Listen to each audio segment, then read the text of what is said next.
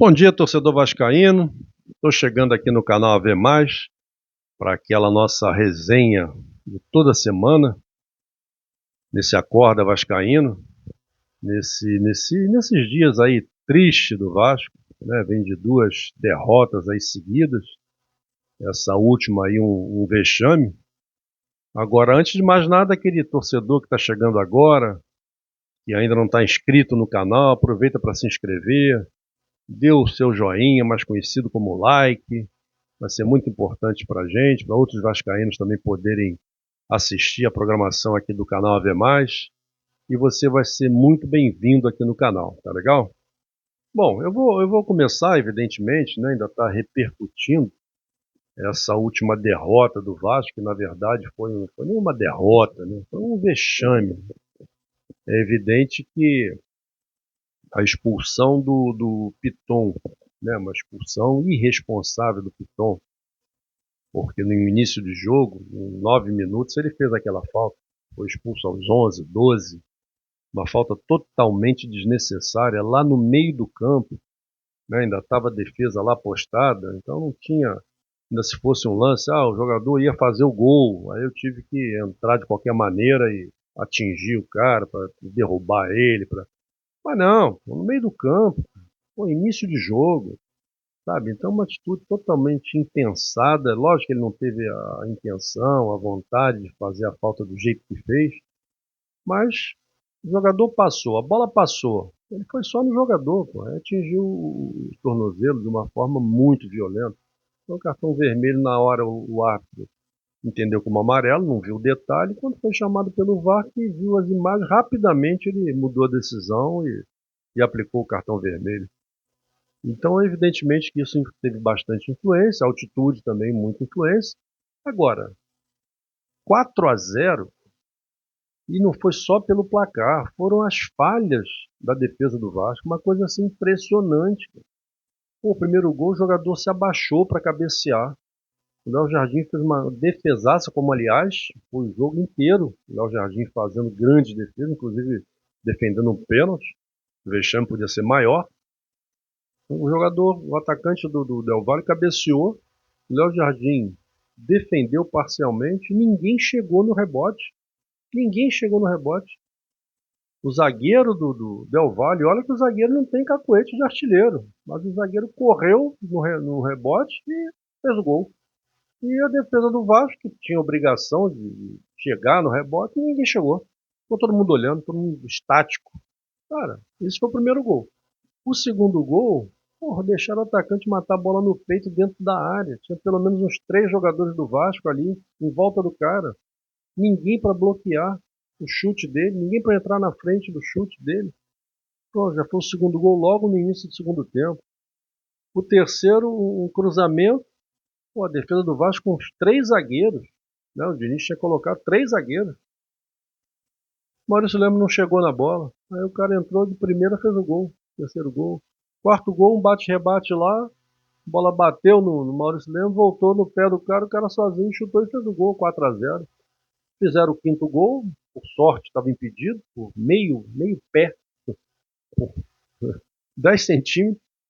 O cara estava impedido, senão era o quinto gol. E depois ainda teve o pênalti do Maurício Lemos, né?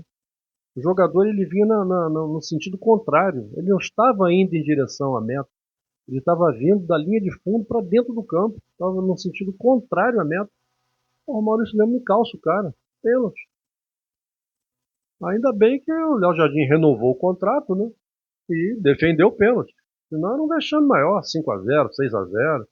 Enfim, uma coisa assim impressionante a forma com que o Vasco perdeu. E o Del Valle, a meu ver, não é esse grande time, né? Não é, mas não é mesmo. Tanto que até os 20 minutos de jogo, do primeiro tempo, o Vasco já tinha se finalizado 4 vezes. Pô. O Vasco teve chance de fazer o primeiro gol, mesmo depois da expulsão do Piton. Então, para mim, não é um timaço. Agora, o Vasco com 1 a menos. altitude e com as falhas bizonhas da defesa, aí não tem jeito, não tem jeito, é vexame mesmo, não tem jeito. Agora, eu fico muito preocupado, cara, que você vê o balanço do Vasco, né, nesse ano, e o Vasco, por exemplo, no Carioca, foi eliminado nas semifinais, não foi, nem foi para a final do Carioca. Aí classificou na Copa do Brasil, aí vai jogar com o CSA, um jogo perigoso, principalmente lá em Maceió, no dia 30 desse mês, e no dia 5 de agosto já é a volta aqui em São Januário. O Vasco decide a vida dele na Copa do Brasil também. Na Sul-Americana, os mais sensatos, né, dizem que já está decidido, o Vasco está fora.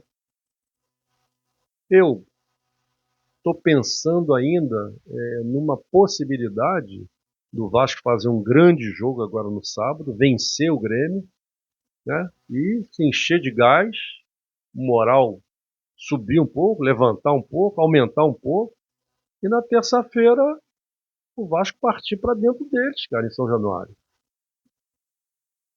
Teoricamente, são 2 gols no primeiro tempo, 2 gols no segundo para ir para a cobrança dos tiros livres da marca do pênalti. Muito difícil? Claro que é muito difícil. Mas eu, sinceramente, eu não vi o Del Valle com essa qualidade toda, não. Cara. Eu vi muita correria na altitude, deram um chute lá maluco, mas vi muita falha da defesa do Vasco. Então, eu não sou realista, não. Porque se eu fosse realista, lógico que eu diria que o Vasco está fora. Mas eu ainda tô com uma. Eu já vi muita coisa no futebol. Já vi muita coisa no futebol. Já vi grandes times fazerem gols fora de casa e chegar no Maracanã, não conseguir fazer um golzinho e tomar 3. O outro fez 1 e tomou 5. Então, futebol é futebol, né? Por isso é que é essa paixão. Então, não conto assim, tá totalmente fora. Não, vamos jogar, vamos jogar. Depende muito do resultado de sábado aí, vamos jogar. Não entreguei os pontos ainda não. Agora, no Campeonato Brasileiro, pô, o Vasco em 13 jogos está com 13 pontos, pô, média de 1 ponto por jogo, sabe? E está a 2 pontos da zona de rebaixamento, pô, sabe? Então tá uma coisa assim que eu não tô conseguindo entender, né? Assim o comportamento da direção do Vasco, sabe? Não fala nada. Lógico que eles devem estar tentando alguns reforços, mas porra, fala alguma coisa, cara. Sabe? Pelo menos aliviar um pouco o coração do torcedor. Sabe? Dá uma esperança ao torcedor. Não, nós estamos vendo sim, já temos algumas contratações aí encaminhadas, estamos na fase final, logicamente nós não podemos falar e tal, mas, sabe, fala alguma coisa, cara. Sabe? Dá uma esperança. Mas nada, nada. Sabe? Parece que não está acontecendo nada. E é lógico que deve estar acontecendo. Porque se a gente está preocupado, imagina eles. São os responsáveis por isso que está acontecendo. Então é evidente que eles devem estar fazendo alguma coisa. Agora os reforços, cara, tem que vir. Você vê, o Coutinho agora sentiu um incômodo na panturrilha. Pronto, ficou fora. E aí entra quem? Aí ficou um monte de especulação. Vai entrar o Matheus Carvalho, vai entrar o Jair, vai entrar o Paulinho, aí o Diniz, o GB. Pegou todo mundo de surpresa, pô. Foi uma substituição até ousada, uma escalação ousada do Diniz. E parecia que estava dando certo. Mas aí teve o lance da expulsão, tudo isso que a gente já falou.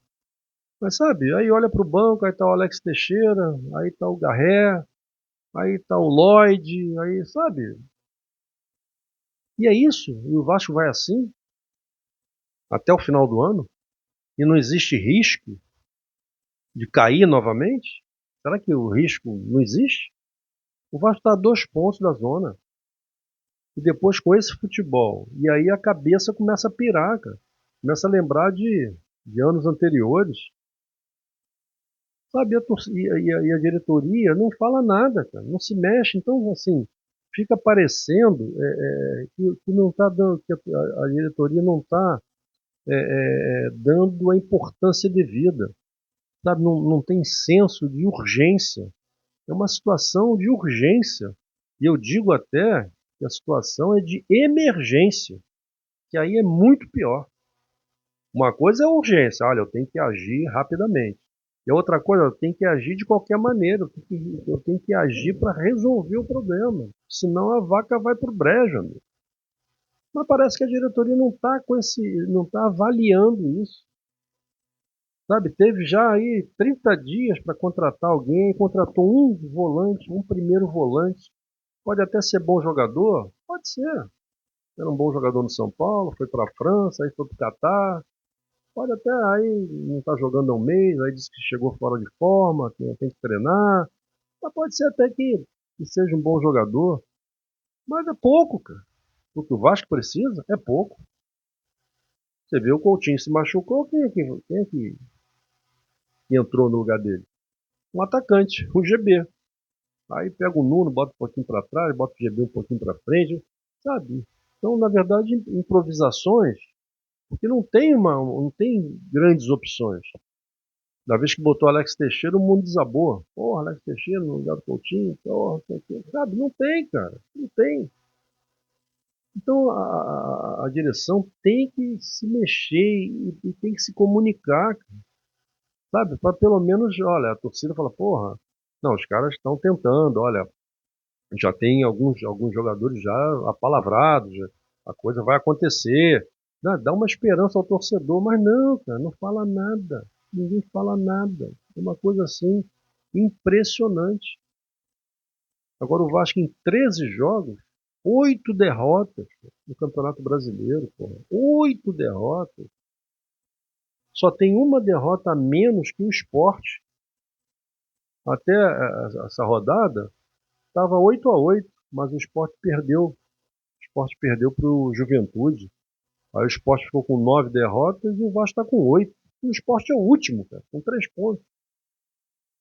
O Vasco está com uma derrota só a menos que o Sport, cara. Porra, a 2 pontos da zona de rebaixamento. E a direção não fala nada, cara. Sabe? Tem que se comunicar, tem que falar, pô.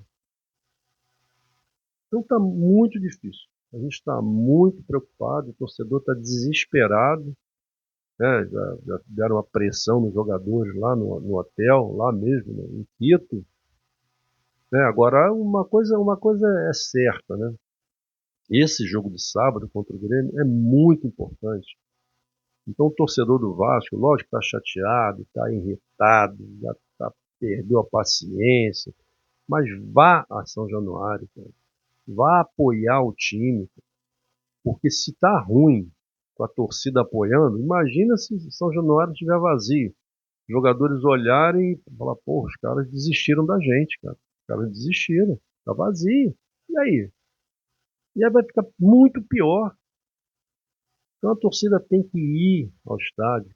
Se ao final do jogo não conseguir vencer, esses 3 pontos são fundamentais.